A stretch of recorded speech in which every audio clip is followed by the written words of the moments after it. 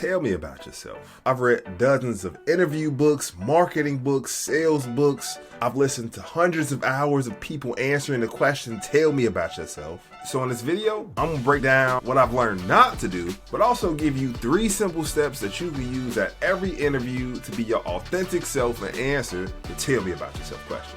Get into it. Be ready to get this work. Get this work. Get this work. Come get this work. So in order to use my 3-step process to answer the tell me about yourself question at the interview, it's 3 things that I gotta tell you first. The first one is this. You shouldn't be reading your entire resume when someone asks you to tell me about yourself. The interviewer can read. And honestly, that would lead to a boring monologue on your part. Ideally, the interview should be a back and forth conversation. And so every reply you make should set up the interview for more conversation, not for the interviewer to be taking a nap.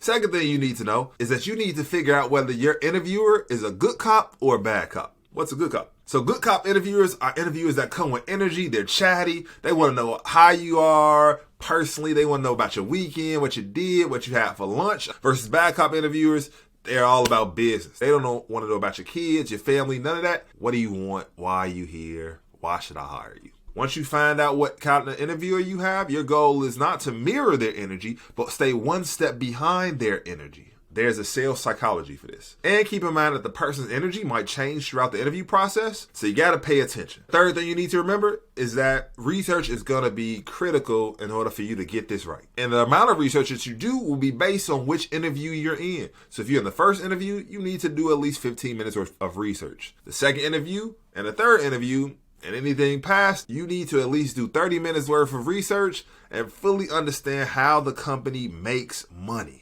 Yes, how the company makes money. They are a business, and so ideally you should know how the business runs, or at least have a guesstimation based on what you've learned from their website and the research you've done. And you should do a little bit of research on the person that might be interviewing you, which can help you to tailor your answers accordingly. So here's something that you need to pay attention to. The most important part of your research will come from the job description itself. Here's why. The fact that you have an interview means that somebody somewhere believes there is a possibility that you could do the responsibilities listed on the job description, but they're kind of unsure. Now, based on your current work experience, what on the job description do you think that they would be unsure about regarding you? What do you think that they'll be doubtful about? Whatever those things are, that should be the theme of the interview. And your goal should be to showcase how transferable your skills are to that thing that you think that they may be unsure about. In fact, I encourage you to almost get to them before they get to you. So now let me give you the 3 steps to answer the question, and let me give you a couple of examples of what it could sound like. Step 1, tell me where you've been in 30 seconds or less. Give me some context, both personally and professionally. I got a little bit over 10 years of experience of really helping people solve problems. I've done that both at large companies and small companies.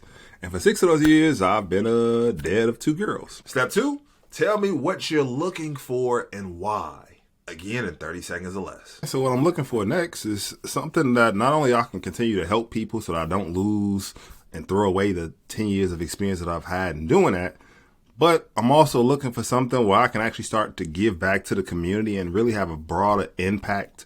I'm really, at this point in my career, looking for something where I can establish more of a brand in the community. Step 3, tell me why you picked this company and connect the last 2 steps in a very conversational tone. And ultimately, that's what led me to apply for your organization. So I saw that you all are not only passionate about helping others to grow and reach their full potential when it comes to their careers, but you all care about the community and are trying to establish a larger impact in the community, which I thought was phenomenal. I saw you all are huge on helping individuals to learn how to use their transferable skills to navigate into a new career.